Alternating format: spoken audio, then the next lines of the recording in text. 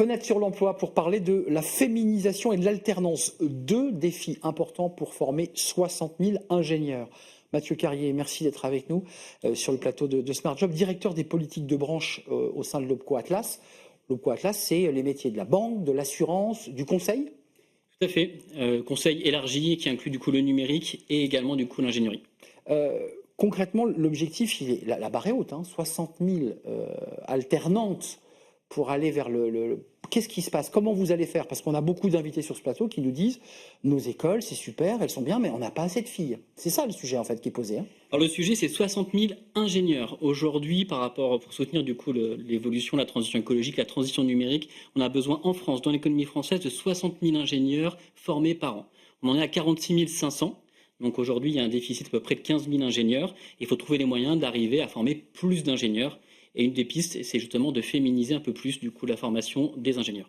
Alors, l'Opco Atlas, évidemment, c'est une tour de contrôle qui va créer des programmes de formation, des modules de formation. Comment vous allez vous y prendre concrètement? Alors nous, on est avant tout des financeurs. Et donc on travaille avec des écoles, des universités et notamment du coup les écoles d'ingénieurs. Et notre volonté, c'est de nous rapprocher des écoles d'ingénieurs pour les inviter à former plus de jeunes à travers notamment l'alternance, parce que l'alternance reste assez peu implantée dans les écoles d'ingénieurs. C'est vrai. Pourtant, il y a des bénéfices réels qu'on a mesurés à travers notre étude. Alors l'alternance, on a bien vu l'objectif vers les écoles, on fait de l'alternance, entreprise et formation, on connaît. Pour la féminisation, parce qu'on voit qu'il y a quand même des freins, un plafond de verre, un frein psychologique. Les filles vont pas forcément vers les filières de maths. Comment vous allez faire là? Alors c'est un vrai travail qu'il faut prendre dès l'école. En fait, on a regardé à travers l'étude, les études qui existaient déjà, on s'aperçoit qu'il y a déjà un changement qui intervient au niveau du CP. C'est-à-dire que les élèves, les jeunes qui rentrent au CP ont le même niveau en mathématiques que ce soit un garçon ou une fille. Dès la moitié du CP, on constate des écarts. Et ça, c'est pas lié du tout aux capacités, c'est lié aux biais d'orientation, notamment de la famille, de l'environnement proche. Et peut-être même de l'instituteur, non, j'imagine. Exactement. Et qui favorise peut-être plus les garçons qui font des maths. Ils sont bons en maths. Donc ça veut dire quoi? Vous allez, vous, l'Opco Atlas, faire des grands webinaires auprès des instituteurs dès le CP?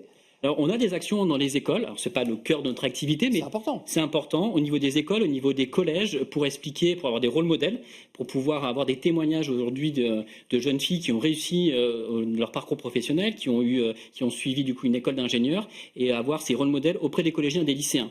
Après, on a des actions très opérationnelles aussi, avec la création, par exemple, pour le secteur de l'ingénierie, d'un livre pour enfants qui explique tous les pouvoirs de l'ingénierie et la bande dessinée qui est mise en œuvre. Elle raconte l'histoire d'une petite fille qui s'intéresse à l'ingénierie. Mais c'est intéressant, l'Opco Atlas, c'est de la formation, vous financez, vous accompagnez. On voit quand même que vous avez poussé la réflexion jusqu'au CP, jusqu'à la petite enfance. C'est-à-dire qu'en fait, l'enjeu démarre quand on a 5 et 6 ans. Tout part de là, en fait. Oui, parce qu'en fait, il va y avoir une bagarre de plus en plus importante finalement entre les secteurs, entre les entreprises pour trouver les bons profils. Et les bons profils demain, ça sera en partie ces profils scientifiques parce qu'ils se font de plus en plus rares. Et donc, il faut redorer en fait l'image du coup des domaines scientifiques et y intéresser le plus grand nombre. L'objectif, c'est quoi? La durée, il manque 15 000 ingénieurs, femmes, ou ingénieurs tout court d'ailleurs. Là, au global, sur l'ensemble des ingénieurs, on est combien en répartition femmes et hommes? Majoritairement des hommes, là, aujourd'hui, non? 29% des élèves d'ingénieurs qui sortent d'école sont des femmes. Donc c'est moins d'un tiers qui sont des femmes. L'objectif, c'est de tendre vers une parité et dépasser au moins les 40% pour trouver un certain équilibre.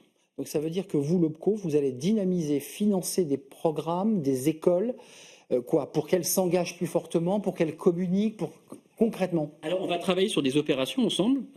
Déjà, je le disais, notamment dans les lycées. Nous, on intervient côté Opco Atlas dans les lycées à travers nos journées orientation alternance pour présenter du coup des parcours types et puis sortir un peu des sentiers battus. On a vraiment des témoignages assez intéressants qu'on a présentés il y a quelques semaines d'une jeune femme qui a suivi du coup une école d'ingénieur dans la cybersécurité et qui est venue témoigner auprès des jeunes filles. C'est intéressant la cyber, parce que c'est vraiment les hommes, c'est majoritairement des hommes. Exactement. Et ce qui est intéressant quand on regarde à travers l'étude, c'est qu'effectivement la répartition homme-femme est extrêmement genrée. C'est-à-dire que les jeunes filles ont tendance à aller dans les écoles d'ingénieurs plutôt sur les domaines, par exemple, de l'agronomie. Là où finalement les jeunes garçons ont plutôt tendance à aller sur les sciences un peu dures et sur le numérique en particulier. Et donc il faut qu'on arrive à déconstruire ce schéma-là. Votre travail, effectivement, à travers vos actions, on l'a entendu pas seul, accompagner des écoles, c'est de déconstruire les stéréotypes de genre. C'est ça l'idée? Exactement, déconstruire des stéréotypes de genre et puis apporter aussi plus de mixité sociale et c'est ce que permettra du coup l'alternance parce qu'on voit la différence, il y a 2 fois plus de jeunes qui sont de milieux peut favoriser grâce à l'alternance par rapport à la voie scolaire classique. Merci Mathieu Carrier, nous sommes très en retard, directeur des politiques de branche Atlas. Allez sur le site de l'Obco Atlas, allez voir les initiatives. Merci à vous, merci à toute l'équipe, merci à Mani à la réalisation, merci à Thibaut au son et merci évidemment à Nicolas Juchat et à toute l'équipe de programmation. Je vous dis à bientôt, bye bye.